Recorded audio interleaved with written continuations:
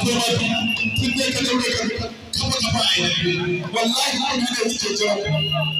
wallahi kun ke jira har ya ce ya ce fiye samari da ya ba shi sai ya ga kwano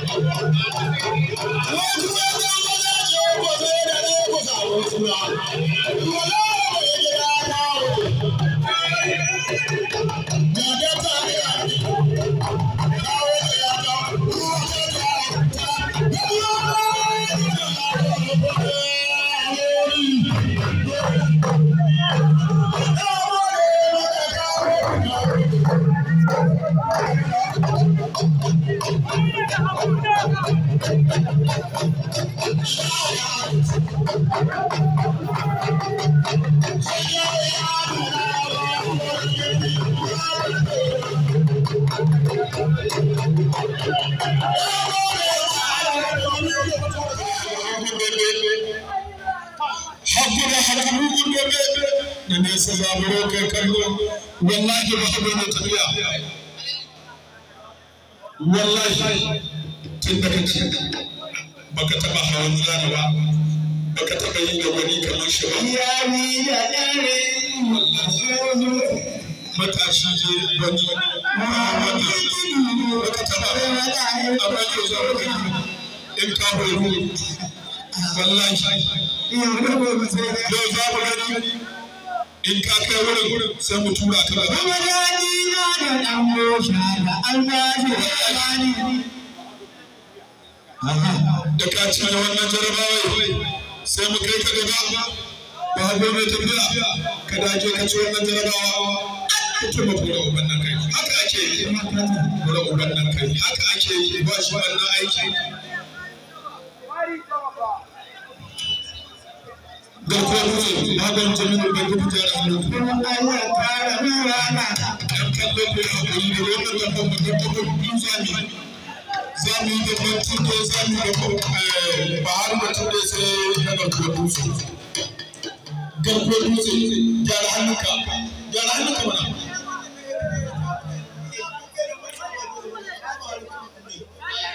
ina tunda ya daure wani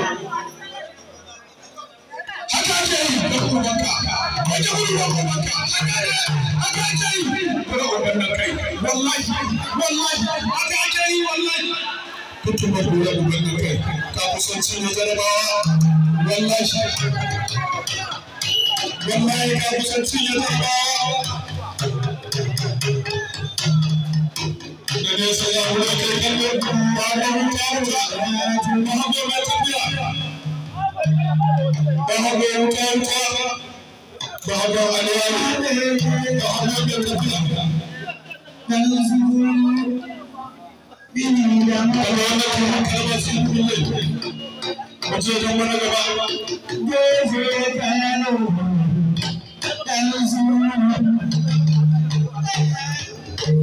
garko dutse na da hannunka da hannun jami'in kudin na da hannunka babu wani jagoji bahago wuta bahago wuta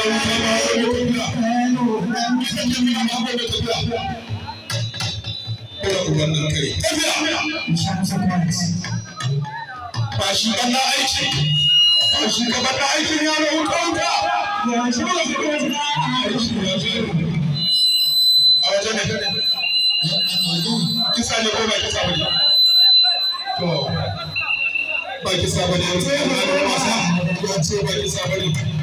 to koma alƙalin wasa kamar official da yan kallo wurin gabatar da alƙalin wasa don koyar dambe yawa kuma kai alƙalin wasa ba da sanin zauri ne a kanka duk da muka ne aikin banza sai an ƙaƙar da kalkalin kai zalunci yawa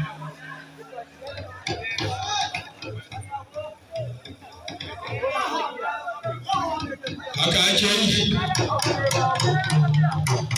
haka ake abu aliyaro ne sun zaɓi ne kai kallo wuta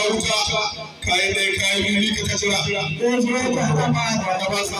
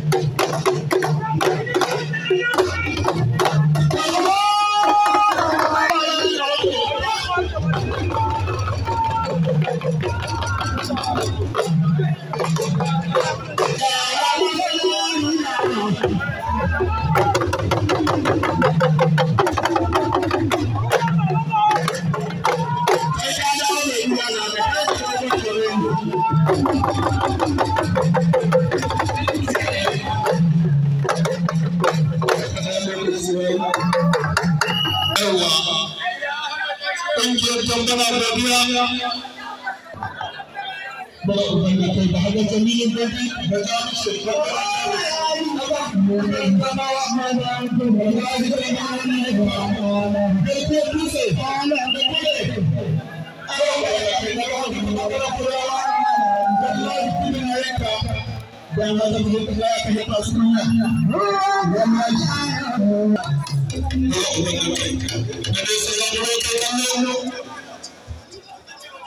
na nesa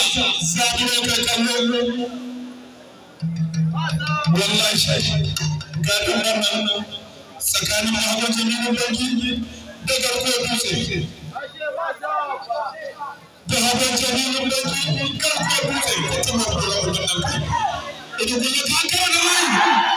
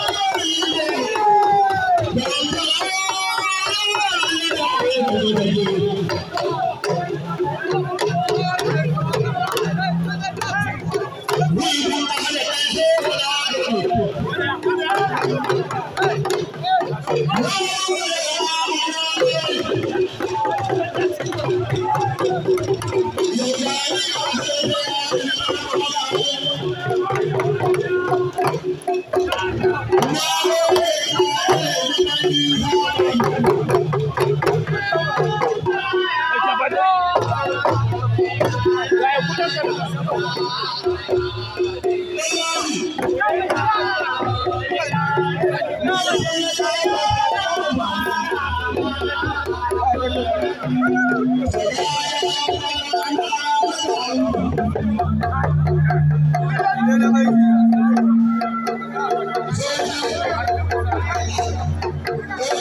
you.